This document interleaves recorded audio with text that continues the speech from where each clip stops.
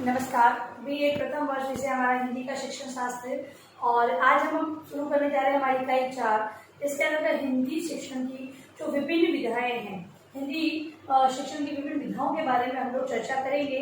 हम लोग जानते हैं गद्य पद्य और व्याकरण के रूप में हम हिंदी की विधाओं को पढ़ते हैं, तो हम इन्हीं क्रम में इन विधाओं को जानने का प्रयास करेंगे। और सर्वप्रथम हम लोग कुछ सामान्य जानकारी जान लेते हैं कि इन विधाओं के बारे में। गद्य और पद्य, गद्य और पद्य हिंदी शिक्षण की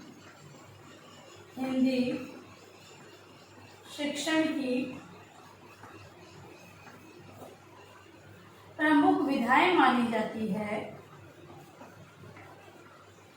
प्रमुख विधाएं मानी जाती है। इनके अतिरिक्त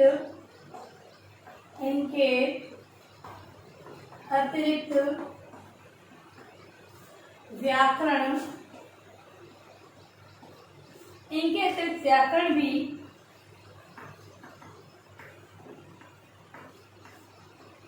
हिंदी भाषा की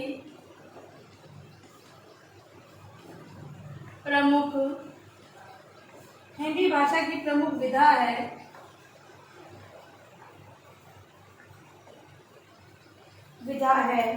छात्रों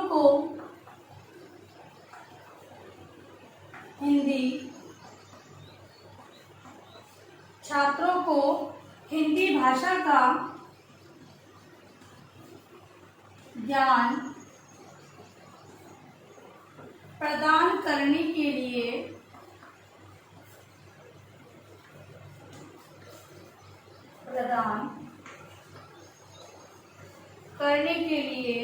इन सभी विधाओं का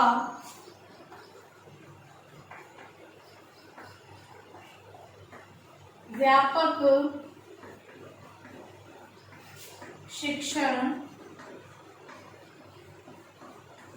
शिक्षण होना चाहिए।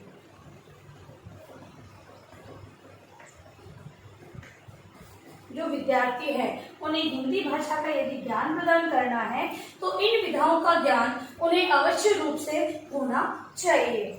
हिंदी शिक्षक को इन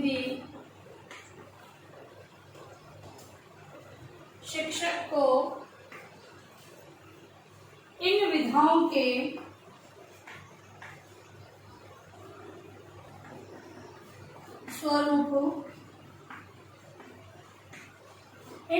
के स्वरूप, उद्देश्य और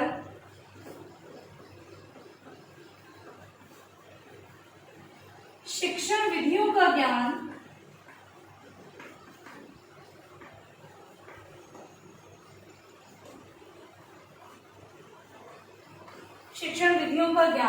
अनिवार्य रूप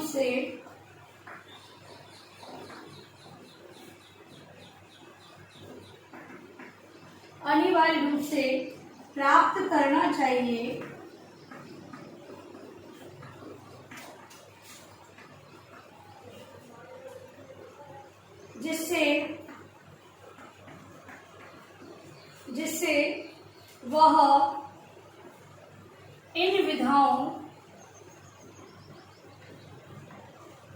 जिससे वह इन विधाओं का ज्ञान अपने छात्रों को भी प्रदान कर सके। ठीक है। सबसे पहली बात कि जो हिंदी शिक्षक है यदि उसे ही इन विधाओं का ज्ञान नहीं होगा तब तक वो अपने विद्यार्थियों को ज्ञान प्रदान नहीं कर सकता। तो हम लोग देखते हैं कि प्रशिक्षण काल के अंतर्गत जैसे कि आप लोग प्रशिक्षण ले रहे हो तो हम लोग आपको गद्य पद्य विधाओं के बारे में, संपूर्ण पाठ योजना किस प्रकार बनती है, उनके उद्देश्यों के बारे में सारी जानकारी प्रदान करते हैं, जिससे कि जब आप अपना शिक्षण कार्य करवाओ तो आपको कहीं पर भी समस्या नहीं है। गद्य से संबंधित जो चुनौतियां होती है, पद्य पढ़ाते समय किन चुनौतियों का सामना करना पड़ता है या फिर व्याकरण को पढ़ाते समय किन समस्याओं को देखना पड़ता है, ये सारी जानकारी आप लोगों को अपने इस प्रशिक्षण काल के अंतर्गत दी जाती है, जिससे कि आप जो भावी शिक्षक बनो तो ये समस्या आपके सामने आए तो आप इसका निराकरण किस प्रकार करो, ये सारी चीजें आपकी क्लियर हो जाती है। अब सबसे पहले हम जो शिक्षण की विधाएं है उसमें गद्य विधा के बारे में जानकारी प्राप्त करेंगे कि जो गद्य का शिक्षण है वो किस प्रकार का होता है, आखिर में गद्य होते किस किस प्रकार के हैं, उसके बारे में हम लोग चर्चा करेंगे। तो सबसे पहला है इसकी विधा है वो है गद्य शिक्षण।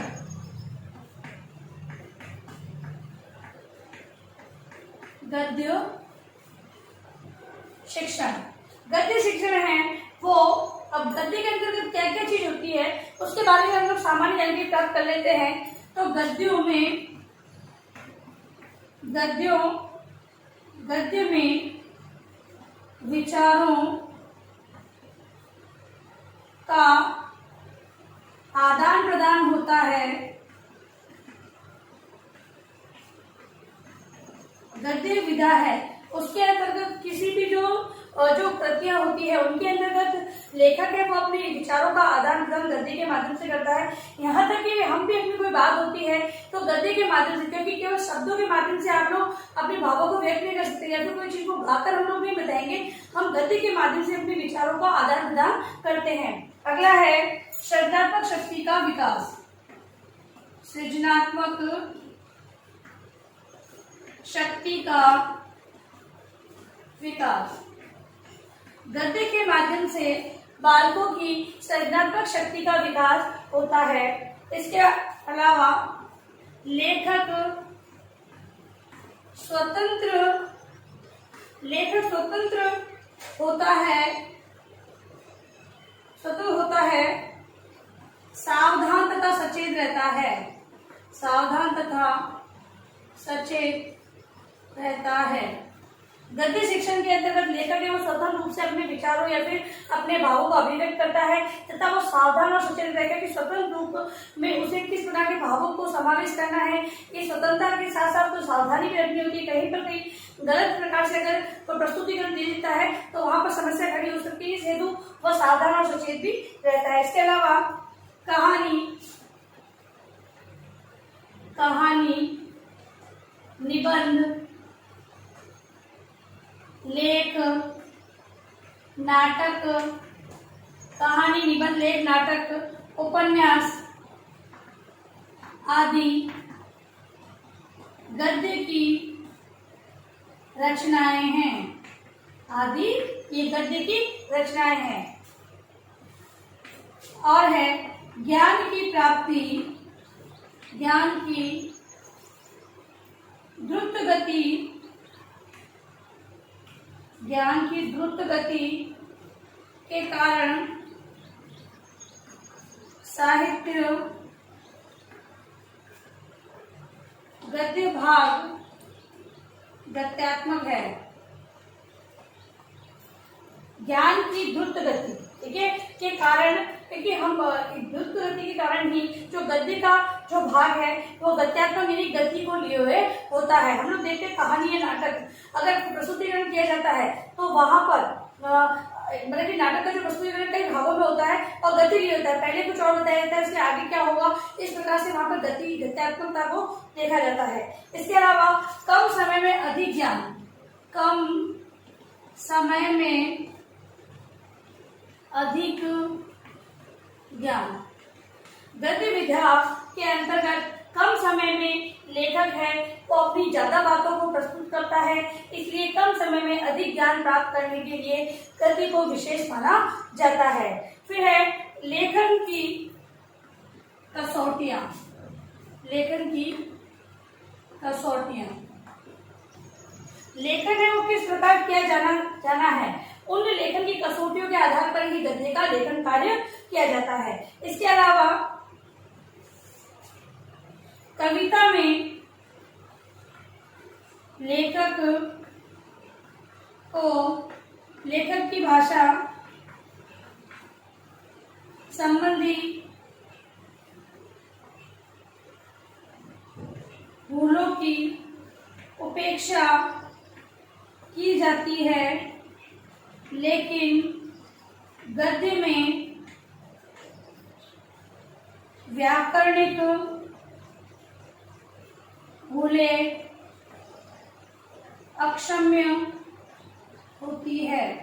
इसमें ये बताया गया है कि जो गद्य के पद्य है उसके अंतर्गत लेखक है वो अगर भाषा संबंधी का कोई भूल कर देते कि वहां पे लय यति गति को ध्यान में रखा जाता है, तो अगर कहीं भूल होती है तो वो उसकी उपेक्षा मतलब उसको नजरअंदाज कर दिया जाता है।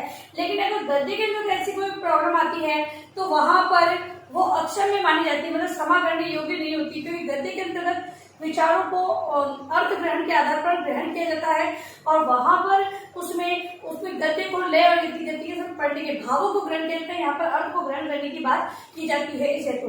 तो इस प्रकार से हमने देखा कि गद्य है उसके गद्य शिक्षण है वो इस प्रकार से महत्व रखता है या फिर गद्य शिक्षण है वो इस प्रकार का होता है। अब अपना गृह कार्य प्रश्न आपको मिलेंगे।